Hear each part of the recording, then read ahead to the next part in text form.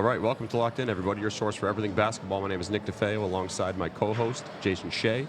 We dive into all things hoops, from recruiting tips and training advice to hot takes and the latest news. Whether you're a player, coach, parent, or fan, we've got you covered. Don't forget to subscribe and follow us for more great content every week. Time to get locked in.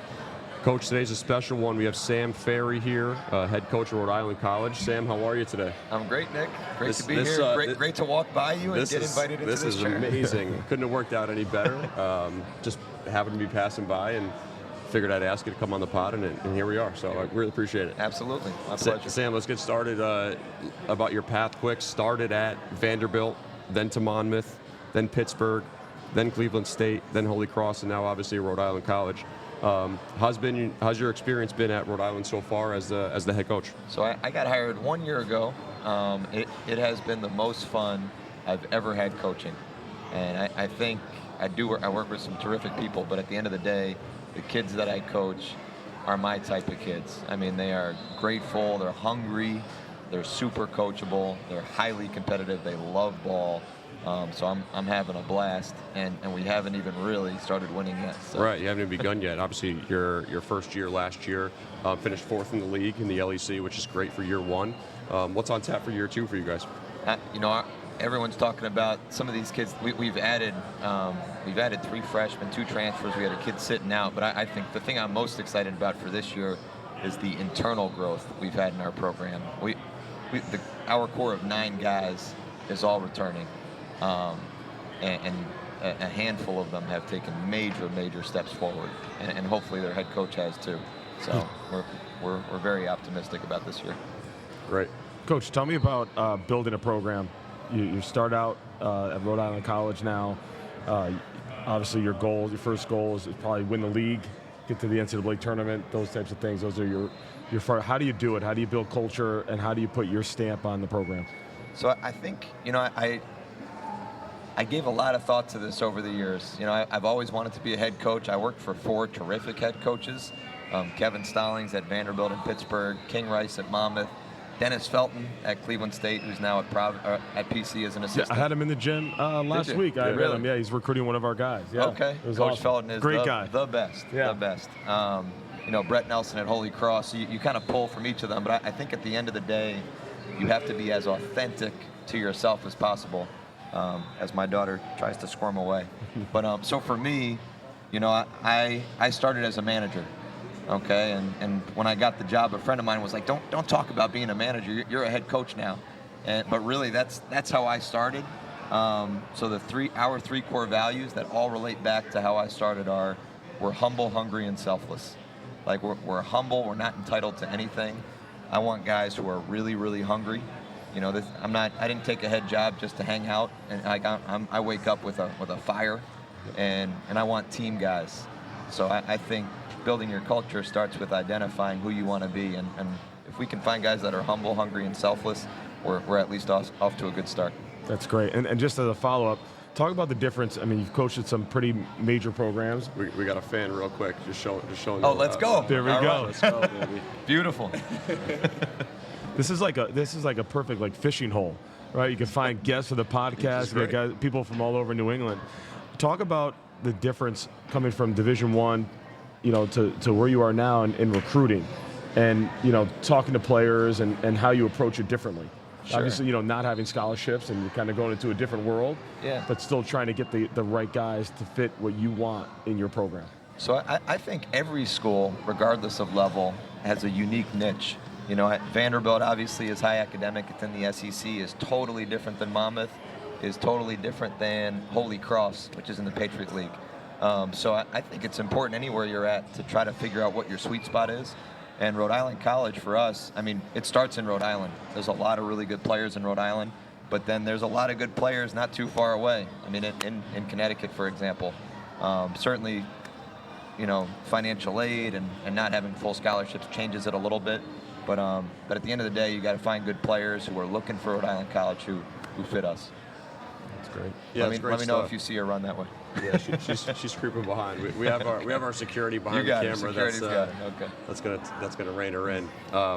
Sam, just obviously you see the highest of the Division I levels, and obviously being at the Division III level. First, talk about what that difference is maybe for you specifically, and then what the difference is between connecting with the players at the Division I level and connecting with the players at the Division III level. And, it almost feels like there's a different passion in Division III because they get to play basketball, you know what I mean? And Division I, it's more of a job, and you get the scholarship. But kind of talk on your experience there. It's I think you're touching on something that's real. I don't going to Division III. I'm starting to wonder if Division I has it wrong, and not, I'm talking about even if you're trying to win, like NBA guys. I'm talking about NBA coaches.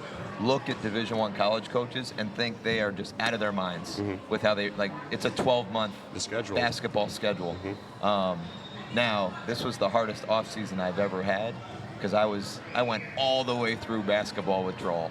I missed it I really, really missed it. But as far as I think at the end of the day, it's really not that different. Like, you're on the court in practice, you're competing in games maybe there's not as many people in the stands. If you mess up as a coach, no one's going to, it's not going to be the same criticism. But I think at the end of the day, it's basketball.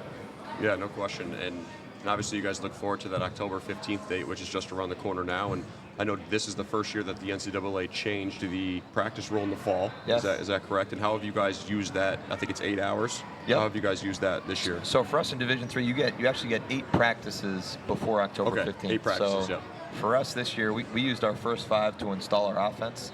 I'm a defensive coach, and during that 6-month reflection that I went through, I knew I needed to get better as an offensive coach, and I came back hopefully a different coach. So I started by really getting an offense. We start contact practice Thursday at 6 a.m., and I'm going to make sure I don't stray away from who I am. So we'll be starting with full court zigzags. Love that. That's great stuff. Yeah. Coach, talk about the type of player you're recruiting. Talk about what you're looking for in a player, not only on the court, but also his body language, his academics, how he's off the court. Are you looking at social media for that kid or for that potential athlete for you? Like, what are the things you're most interested in seeing in an athlete that you're going to recruit? So for me, it all goes back to my why. Everyone talks about what's your why, what's your like. So at some point, I realized I should probably give that some thought. The reason why I coach is I want to create a program where by the end of the year, those kids are in the locker room and they really feel like they're a part of something bigger than themselves. So I think it starts with finding guys who are good teammates, who want to be a part of a team. I just watched a kid, and he was all down because he felt like he had a bad game. And the thing that stood out to me more than anything is he was an extraordinary teammate. I mean, was picking guys up, never got frustrated with anybody. Now, his role would be a lot different on our team as a freshman because he wouldn't be the star. But the fact that I could see those guys that played with him enjoyed playing with him. So I think for starters, good teammates, and basketball-wise, to me, you got to play hard. You got to know how to play. You got to have an IQ. And then as I'm watching, whatever I think of you, it either goes way up or way down when you take that first jumper. I mean, if you can't shoot, it's hard for you out here. Yeah, no question about that. But if you can make a jumper, I'm gonna have you repeat that one more time, Sam. Go ahead. Man, repeat that one more time. I told our women's coach gave birth the day after they lost in the Sweet 16, and she had her little kid around. 5 months now? And I was joking around talking to him. I said, "Hey, Casey." Obviously, he doesn't understand me. I said, "You better be able to shoot now. That's right. It's hard out here if you can't make a jumper." Yeah, that's There's right. no doubt about it. No question. No question. And Sam, obviously, you've had a little bit of the transfer portal experience from the Division I level, and maybe an off season of so far of transfer portal for the Division III, but not so much. But talk about your experience with the transfer portal at the Division I level. So I think, a lot of people complain about the portal, and I don't think there's enough people taking ownership. And when people complain about the portal, they're talking about how many people are in the portal. In recruiting, how are we recruiting? That's why I've made a lot of mistakes as a head coach. Other than hiring my staff, which I think I hit out the park, I think the way we recruit, I am as honest about it.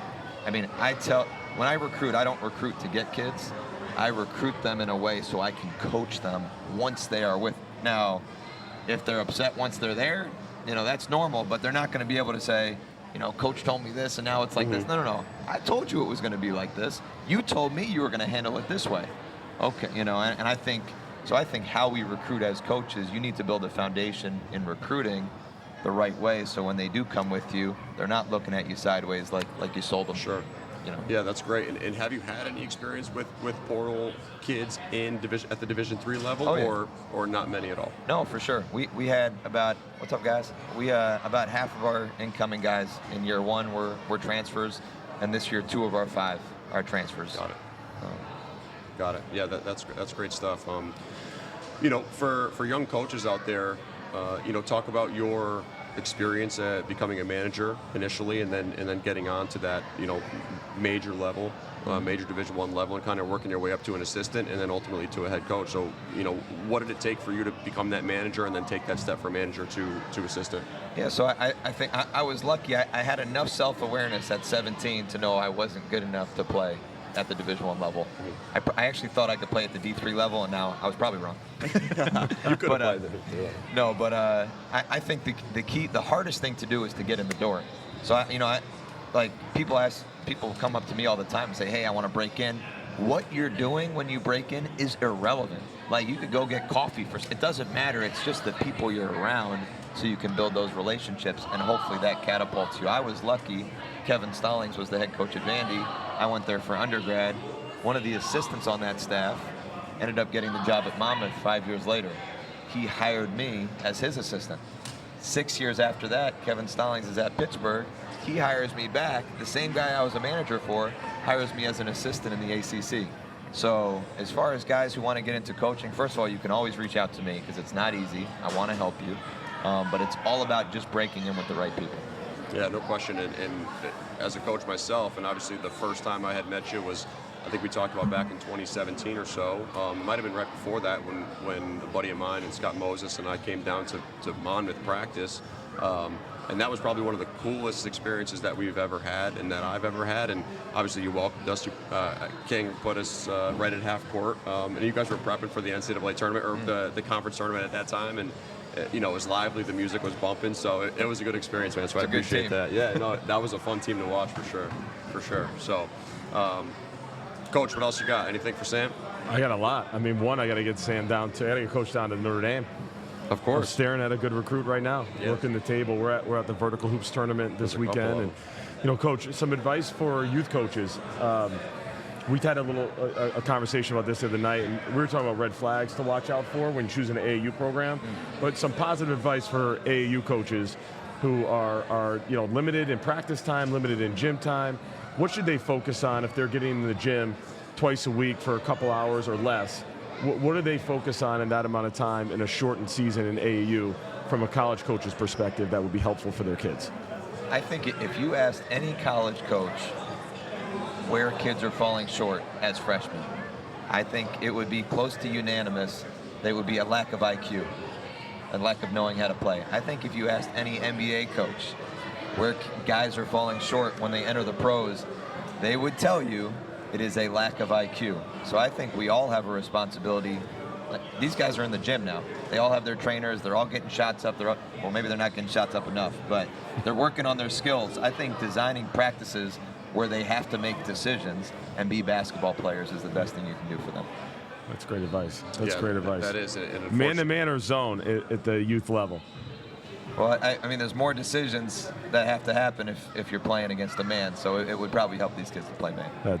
We're in agreement. Yeah, how many times have teams that you've coached with gone zone in your career? More often than not?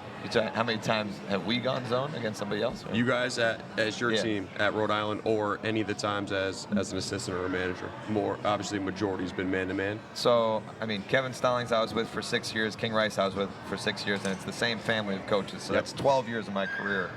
Really 80. And I'm one of them. We're kind of 80-20 people, like 80% man, 20% zone. Beautiful. What does Rhode Island College expect for this upcoming year in your second year? Obviously, you want to make that jump. Maybe what are some scheduling that you guys? Who are you guys playing this year? What are going to be some tough games, and what are you expecting of the team? So our guiding compass from day one. Well, now I've been able to articulate it a little better with each day, but we want to provide the best college basketball experience in New England. And I said college basketball experience. That's any division.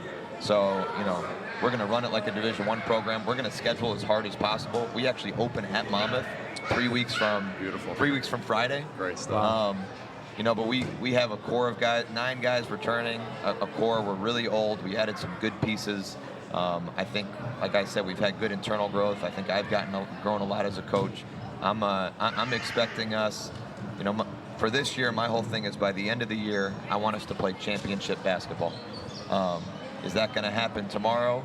No. Is it going to happen in November? No, it's not. But by the time we get to February, I want us to be playing championship basketball. Sure. Coach, in your league, just remind me, the top 3 teams, probably? So Keene State, WestCon, and Dartmouth. It's easy for me to remember those 3 because we went 0-7 against them last year. So that's sitting on the shoulder right here. I'll keep that in mind. And for your guys at Rhode Island, in your practices, workouts, what's the percentage breakdown of skill development versus, playing either 3-on-3, 4-on-4, 5-on-5, skill development through like maybe some ball handling, maybe some shooting, and what does that breakdown look like for you guys? So going into this year, that's an emphasis. We're going to do player development is going to be at the core of what we do. So we label each practice one of 2 things. Is it a station day or a breakout day? So stations are to start every practice, stations, and you'll have the guards over here shooting, we'll ball handling over there, I'll be with the bigs, and we'll rotate. Old 5-star days right there, stations. We'll have breakout days, which we haven't done yet. We'll split the team in 2. We'll have half the team lift for just 15 to 20 minutes, half the team on the court doing player development, and then at the very end of practice, we'll flip that. So if you started on the court, you'll actually lift after practice and vice versa. So it's an everyday thing for us. That's awesome stuff, and obviously for our listeners, this guy's been prepared. The season's just about to get underway, and he already knows what he's doing for practices. He's going to win games. He's going to win a lot of games, obviously. He's prepared, and he knows what he wants to do for February and March so that they can win championships. That's a big-time coach right there. Sam, man, we really appreciate having you on. Pleasure. This could not have worked out any better.